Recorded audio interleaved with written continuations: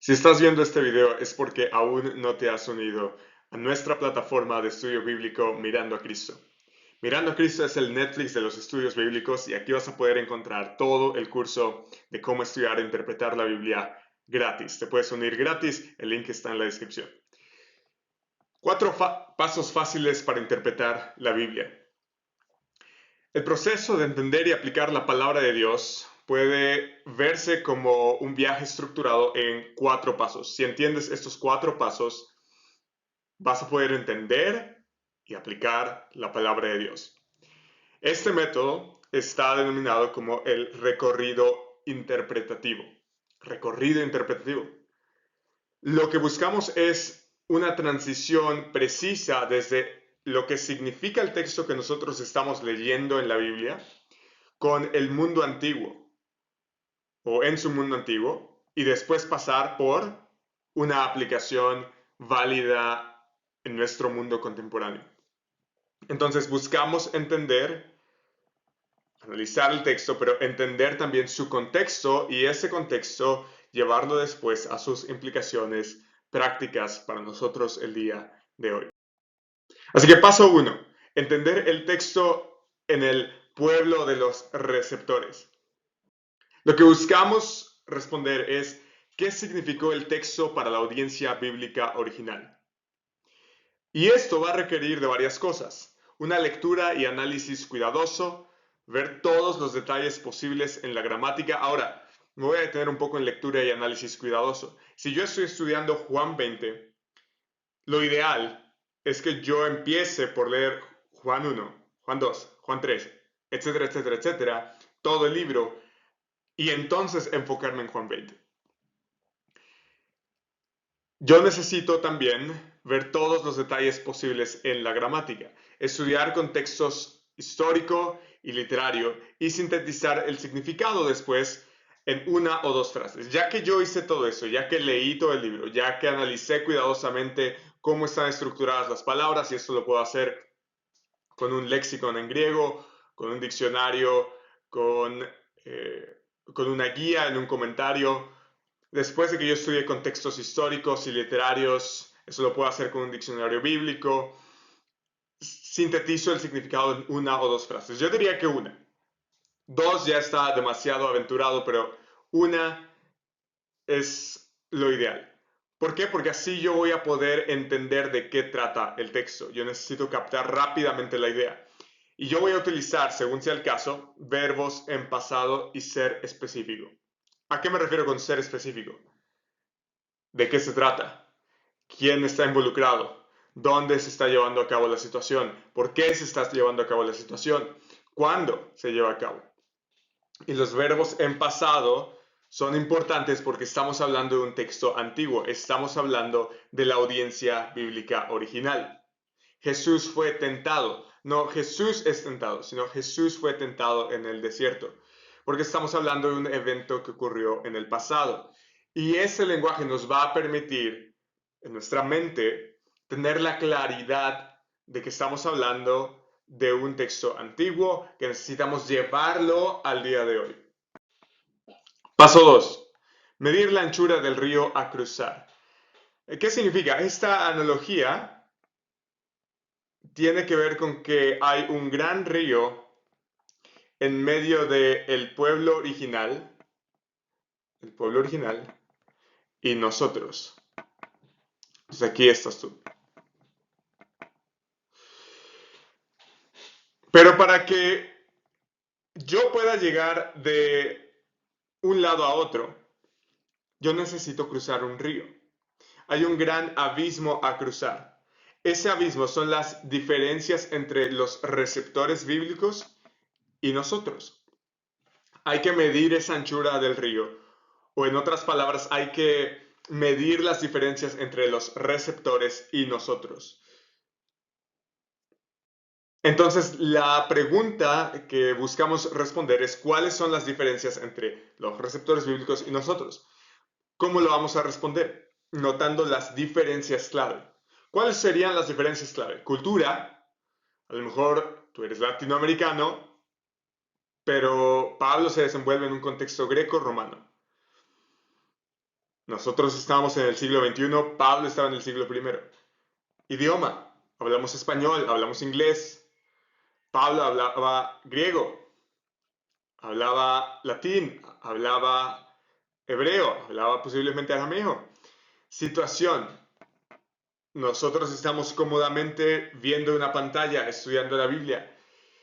Los lectores del Nuevo y Antiguo Testamento tenían que leer rollos y manuscritos o memorizar la palabra de Dios en sus mentes. Tiempo, de nuevo, el asunto de los siglos. Ahora, en el caso del Antiguo Testamento hay diferencias teológicas y la más obvia es que ahora nos encontramos en el Nuevo Pacto. Entonces, lo que estaba esperando el Antiguo Testamento encuentra su cumplimiento parcial en el Nuevo Testamento. ¿Por qué digo parcial? Porque será consumado en la segunda venida del Señor Jesús. Por eso el Antiguo Testamento va a hablar de la llegada del Espíritu, mientras que el Nuevo Testamento va a considerar eso como que ya aconteció en Pentecostés. La resurrección de los muertos se espera en el Antiguo Testamento, pero el Nuevo Testamento ya tiene una resurrección espiritual de los muertos y está esperando una resurrección corporal de los muertos. El Antiguo Testamento espera tribulación y angustia antes del día del Señor, pero el día del Señor en el Nuevo Testamento ya llegó y el tiempo de angustia y tribulación se está llevando a cabo, esperando su consumación final antes de que Jesús venga. El Antiguo Testamento espera al Mesías, pero en el Nuevo Testamento el Mesías ya llegó y está esperando una segunda venida. Entonces, esas diferencias teológicas nosotros debemos tomarlas en cuenta antes de nosotros venir a un texto. ¿Estamos batallando con Antiguo Testamento o con Nuevo Testamento? La tercera cosa que hay que tener en cuenta es la barrera colosal que impide una aplicación directa. De nuevo, mis circunstancias van a ser diferentes a las de la iglesia en Filipos, van a ser diferentes a las de la iglesia en Galacia, porque yo no estoy batallando a lo mejor con judaizantes, pero estoy batallando con otras sectas a mi alrededor. Entonces la aplicación va a ser distinta. Y también vamos a tener que medir la anchura del río según el pasaje. Puede variar. En las cartas del apóstol Pablo quizás sea menos ese río, sea menos la anchura de ese río, perdón.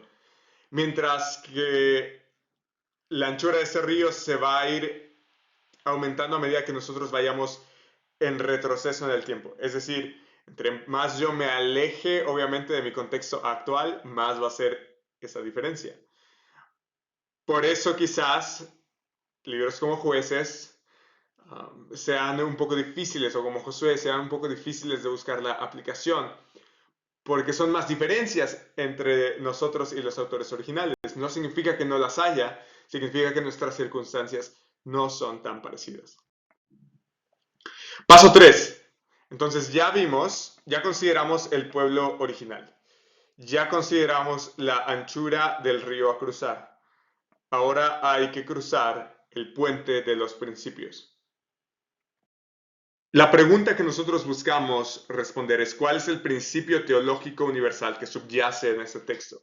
En otras palabras, ¿cuál es la verdad que Dios quiere que aplique en mi vida? No importa si yo estoy en el siglo XXI o en el siglo I. Yo tengo que descubrir para eso el significado. No necesito crearlo y no debo crearlo, de hecho. Yo lo que busco es la intención del autor al comunicar a su audiencia original y de esa manera voy a poder extraer el significado.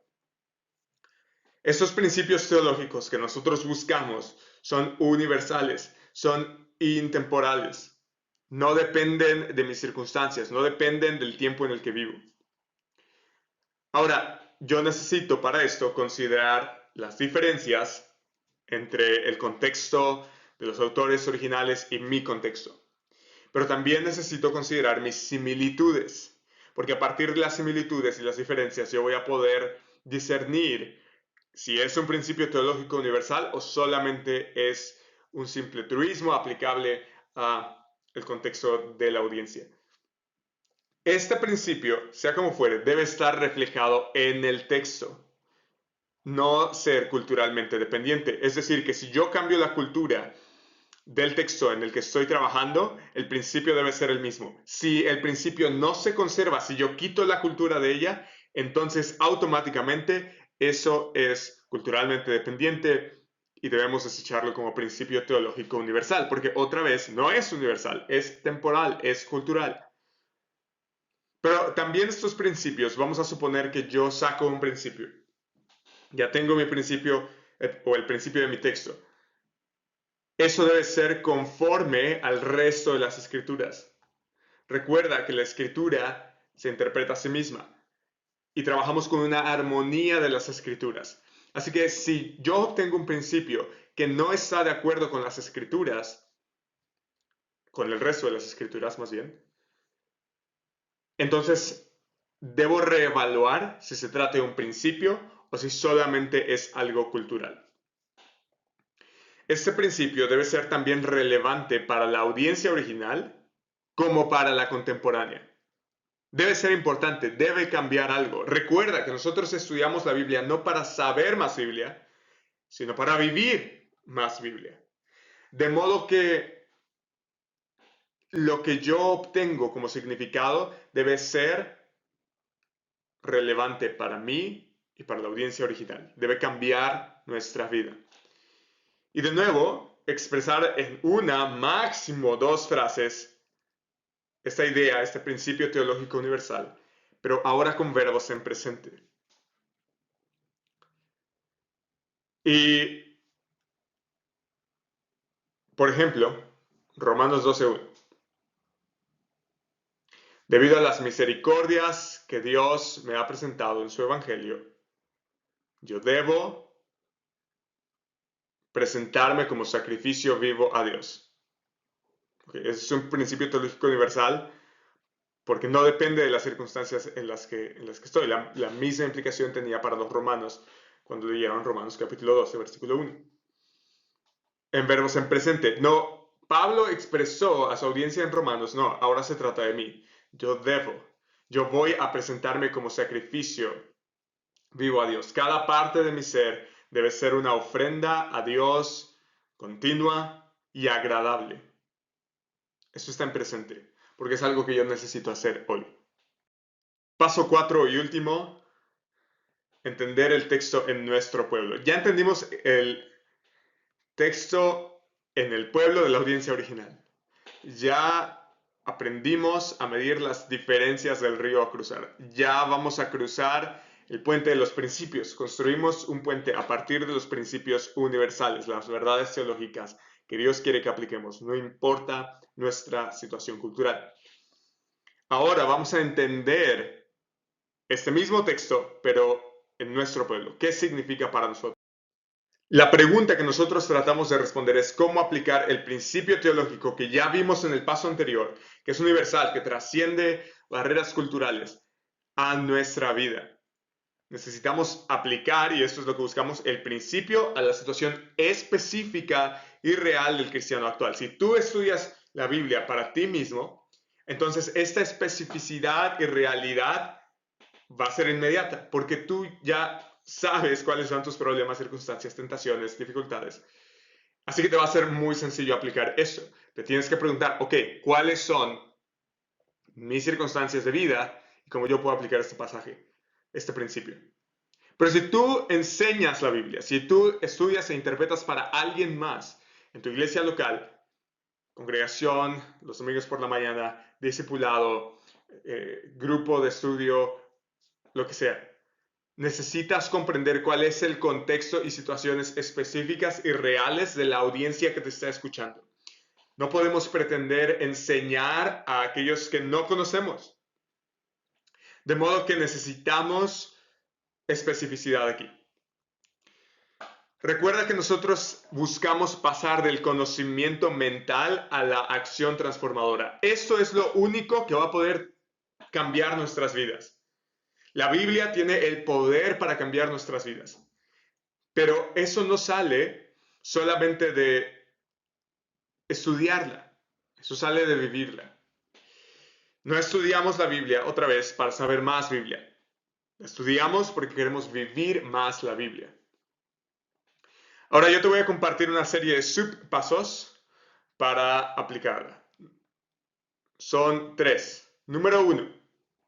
Observar los principios dirigidos a la situación original. ¿Cómo la audiencia original debía recibir estos principios y aplicarlos según su contexto,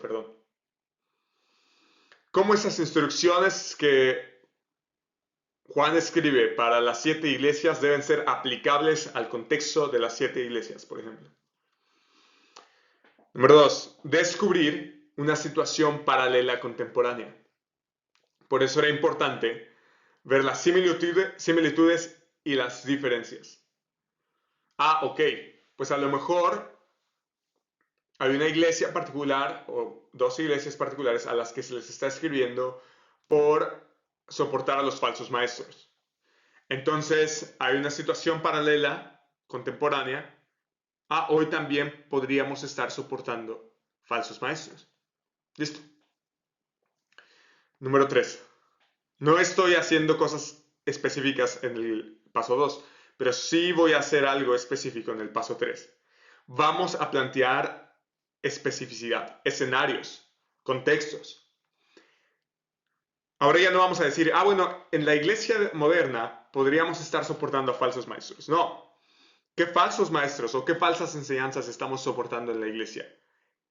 Y tú enseñas qué falsas enseñanzas estamos soportando en la iglesia hoy, en la iglesia local, en mi iglesia. A Éfeso se le escribe que ha perdido el primer amor. Ok. Paso 2. Bueno, primero, paso 1. ¿Qué significaba para Éfeso perder el primer amor? Paso 2.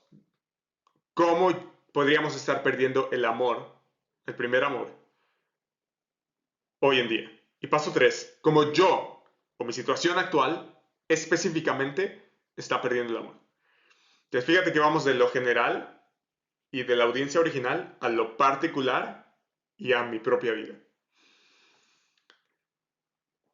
Y fíjate que este es un micropuente, ¿cierto? ¿Qué significó el principio? Situaciones similares y después lo cruzo con la especificidad. Es una especie de micropuente lo que estamos haciendo aquí. Recuerda que un solo principio, el principio teológico universal que vimos en el paso anterior, puede tener múltiples aplicaciones. ¿De qué va a depender? Del contexto individual del creyente. Puede haber tantas aplicaciones como cristianos. ¿Por qué? Porque cada cristiano es diferente, porque cada situación, cada vida es diferente. El principio es el mismo. Amar a tu prójimo como a ti mismo, por ejemplo. Pero la aplicación de amar a mi prójimo va a depender de mis circunstancias. Porque a lo mejor tengo que aguantar a una vecina insoportable. O a lo mejor tengo que batallar con mi jefe en el trabajo. O a lo mejor con mi maestro en la escuela. O a lo mejor con un compañero o una amistad del pasado que está tribulándome. O con un familiar. De nuevo, la aplicación puede ser tan variada y tan distinta como los cristianos. Ahora vamos a aplicar todo esto que hemos visto en Josué capítulo 1, los primeros 9 versículos. ¿Listo? Vamos a leerlo primero y vamos a guiar estos 4 pasos de tal manera que podamos aprender algo y llevarnos a casa algo. Josué 1:1. Después de la muerte de Moisés, siervo de Yahweh, Yahweh habló a Josué, hijo de Nun, ayudante de Moisés, y le dijo: mi siervo Moisés ha muerto. Ahora pues levántate, cruza este Jordán tú y todo este pueblo a la tierra que yo le doy a los israelitas. Todo lugar que pise la planta de su pie les he dado a ustedes, tal como dije a Moisés, desde el desierto y el Líbano hasta el gran río, el río Éufrates. Toda la tierra de los hititas hasta el mar grande que está hacia la puesta del sol será territorio de ustedes. Nadie te podrá hacer frente en todos los días de tu vida, así como estuve con Moisés, estaré contigo. No te dejaré ni te abandonaré. Sé fuerte y valiente, versículo 6, porque tú darás a este pueblo posesión de la tierra que juré a sus padres que les daría. Solamente sé fuerte y muy valiente. Cuídate de cumplir toda la ley que Moisés, mi siervo, te mandó. No te desvíes de ella ni a la derecha ni a la izquierda, para que tengas éxito donde quiera que vayas. Este libro de la ley, versículo 8, no se apartará de tu boca, sino que meditarás en él día y noche, para que cuides de hacer todo lo que en él está escrito. Porque entonces harás prosperar tu camino y tendrás éxito. No te lo ordeno yo, sé fuerte y valiente, no temas ni te acobardes, porque Yahweh tu Dios estará contigo donde quiera que vayas. Amén. Paso 1. ¿Cuál es el significado original? Necesito entender el pueblo de este lado del río.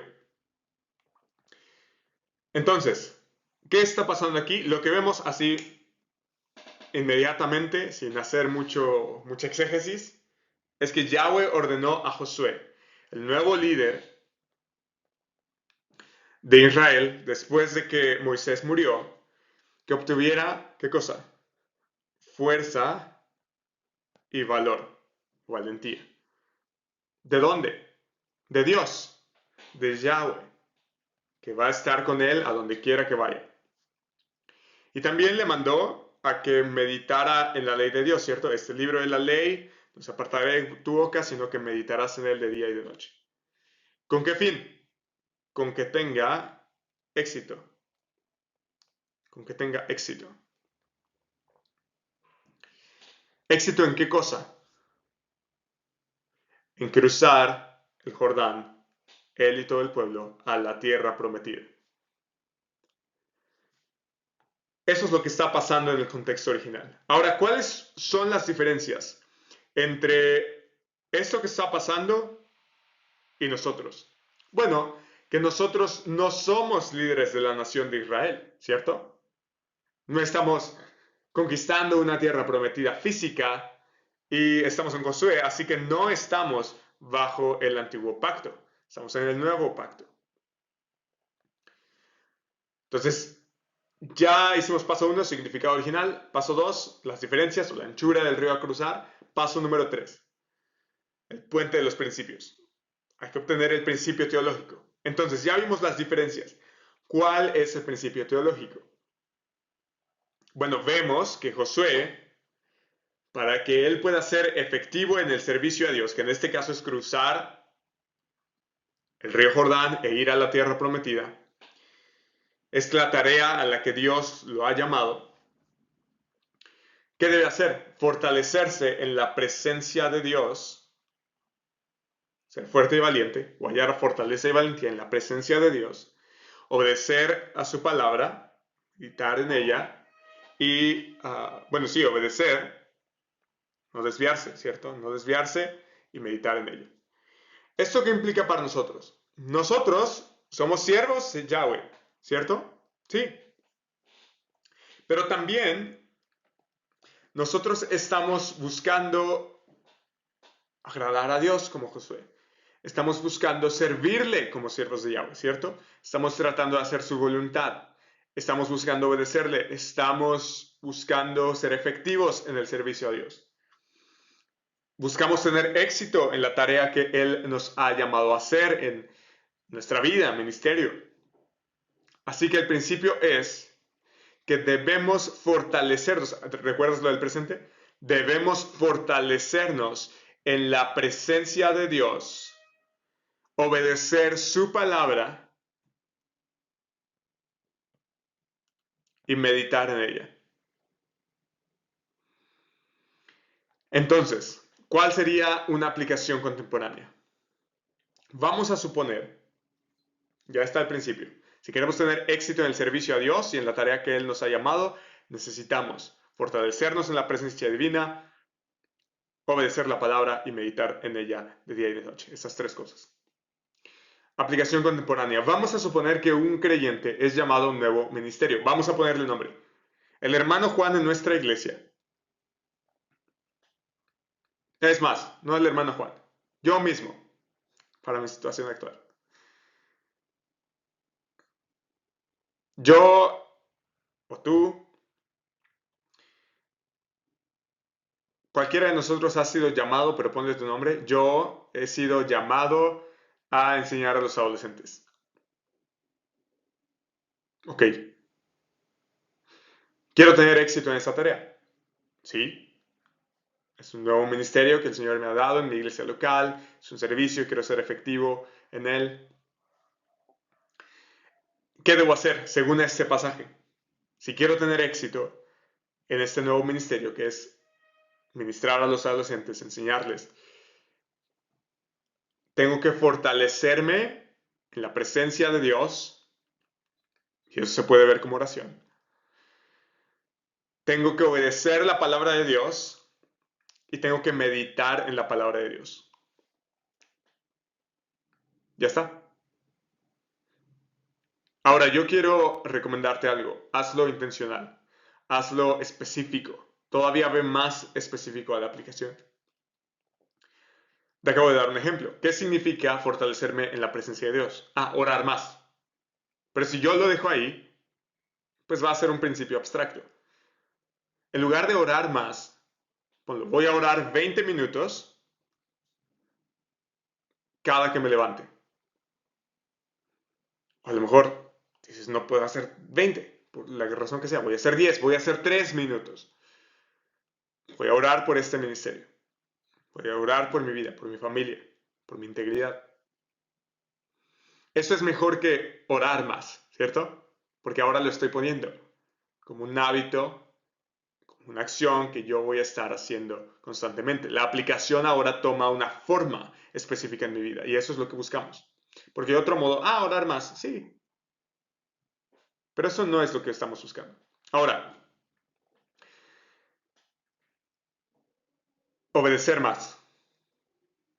Ok, ¿qué parte de lo que Dios me dice que debo cambiar en mi vida no estoy haciendo? Pues a lo mejor estoy viendo contenido indebido en redes sociales. O estoy perdiéndome en discusiones en redes sociales. O no estoy siendo un buen vecino en mi colonia. O mi manera de hablar es áspera todavía. Ok. Eso es lo que yo ya sé que Dios quiere que cambie conforme a su palabra. Necesito amar a mi prójimo como a mí mismo. Necesito mostrar misericordia especialmente a los de la familia de la fe, etcétera, etcétera, etcétera. Vamos a ser intencionales con eso. Okay, esta semana voy a examinarme a mí mismo. A lo mejor lo voy a escribir porque yo quiero obedecer la palabra de Dios. ¿Qué partes de la palabra de Dios no estoy obedeciendo? Al que codicia a una mujer en su corazón ya adulteró con ella. Que yo no quiero hacer eso. Entonces voy a ser intencional. Voy a enfocarme esta semana en corregir esa actitud. O, o principio 3 que extrajimos de este texto, meditar en la palabra de Dios. Oye, ¿cómo yo medito en la palabra de Dios? Usualmente esto va a ser con memorización bíblica. Voy a agarrar un versículo, a lo mejor como este, voy a agarrar el versículo 9. No te lo he ordenado yo, sé fuerte y valiente, no temas ni te cobardes, porque Yahweh tu Dios estará contigo donde quiera que vayas. Y al desayunar, no te lo he ordenado yo, sé fuerte y valiente, no temas ni te cobardes, Yahweh tu Dios está contigo donde quiera que vayas. Durante mi trayecto al trabajo, no te lo he ordenado yo, sé fuerte y valiente, no temas ni te cobardes, porque Yahweh tu Dios estará contigo donde quiera que vayas. En la oficina, en mis breaks para tomar un café, repaso rápidamente. No te lo he ordenado yo, sé fuerte y valiente, no temas ni te cobardes, porque Yahweh tu Dios estará contigo donde quiera que vayas. Y en la medida en la que nosotros vamos haciendo eso a lo largo del día, la escritura se va quedando cada vez más en nuestras mentes. Meditar usualmente tiene que ver con memorizar también. Así que fíjate que ya tenemos 3 pasos específicos con los que podríamos batallar toda la vida, pero vamos a ser intencionales con a lo mejor este día, o vamos a ser intencionales a lo mejor con esta semana acerca de eso. Así que ahí está, el paso 1, 2, 3 y 4. 4 pasos rápidos para estudiar las escrituras. Te veo en la siguiente clase.